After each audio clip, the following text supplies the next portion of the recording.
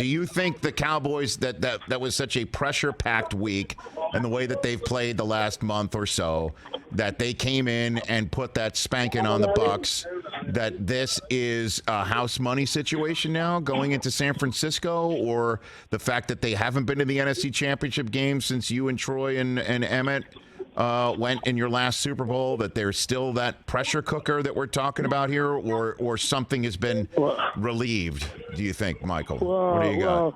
It's a little bit of both. A little bit of both, Rich. Okay. Something has been relieved because, as you just mentioned, you hadn't won a playoff game in 30 years.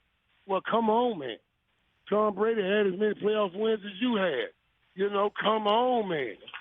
Every time I go on a show, somebody want to talk about something you hadn't done in 30 years. So you put some of that on the back burner. But you also know that you got plenty of business still ahead of you. And plenty of things to get accomplished, especially with what you're facing right now and that beast they got going in San Francisco. So what's your key? Just your first blush key as you're crossing the street in New York, Michael. What do you got for me? My first blush key of that game, that San Fran game, is I'm scared. All that mess y'all was saying on the show Sunday, man, you're scared, you're nervous. I wasn't scared or nervous about Tampa. This week, it's applicable.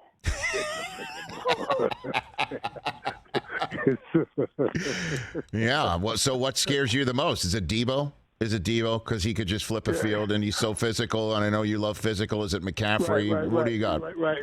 But defense? The whole thing that they bring now, especially Debo being back, because it brings a certain physicalness to that offense.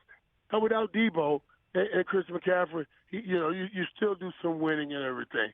But Debo brings a physicalness to it, that you should.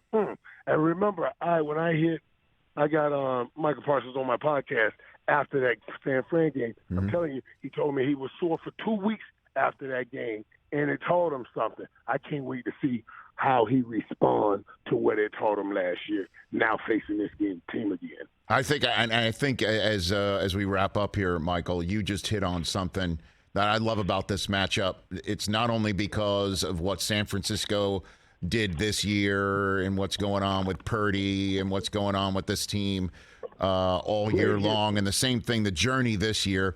But obviously, these are the two teams that faced each other last year, one and done. The Cowboys and the whole business of spotting the football and not knowing to give it to the umpire to spot and to lose without even getting off a snap and having that lead to this moment. And then there's also the history that you have with the 49ers and the Cowboys and 49ers. I mean, I was there, Michael, in that championship game that the 49ers finally got past you. And I'm wondering what your memories are. What flows on you when you think of your days in Candlestick or they in Texas Stadium? Well, the first thing that you just brought up, they hadn't won a whole road playoff game in 30 years, mm-hmm. and they won that game to go back to where the last game was played 30 years ago. You see what I'm saying? Mm-hmm. Going back to San Francisco, so I'm okay with this, man. I wanted another route. I really did. Mm-hmm. I wanted another route. I don't know if I ever could have played it out where I only saw one of them. But obviously, I'm going to have to go through two of them. And maybe not two of them. Now, I'm talking about San Fran and Philly. Right. Because if Daniel Jones do that Daniel Boone thing again like he did last week, oh, my God. Maybe we have a championship game in Dallas if Dallas can pull off this miracle. Well, I thought, again, I was there that championship day in Candlestick, and, I guess we're going to have to bring up whether Dion interfered with you or not on that day. Irv, that we have to bridge that one up one more time, I think, this week. Well, that's 94. That's right, yeah. That was the last one. That was the last one there. I was there that day. Yeah. All right. And the one you were talking about was 92, the first one. Right, exactly. But 94, he interfered with you? That happened? The coach of Colorado? Yeah. Of course. I should have been undefeated up there. Deion didn't get away with that pass interference. He swears that did not that was just excellent coverage, Michael. That's what he swears, to this day. And they had that old trick, and I would imagine they're still doing it, where they wet down the field, really mudded up the field. That's what they were doing in San Francisco.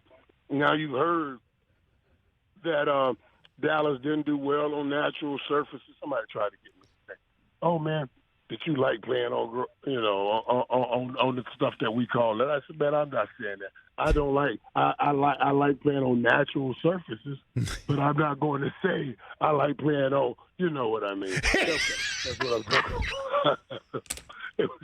You won't say the words "I like playing on grass." Is that what you're saying, Michael? You won't do it? Because somebody's going to pull that out and put that somewhere else in some meme or something. So I was like, no. So I like playing on natural surfaces. I'm not going to. Catch the Rich Eisen Show every single day on the Roku channel, 12 to 3 Eastern, for free.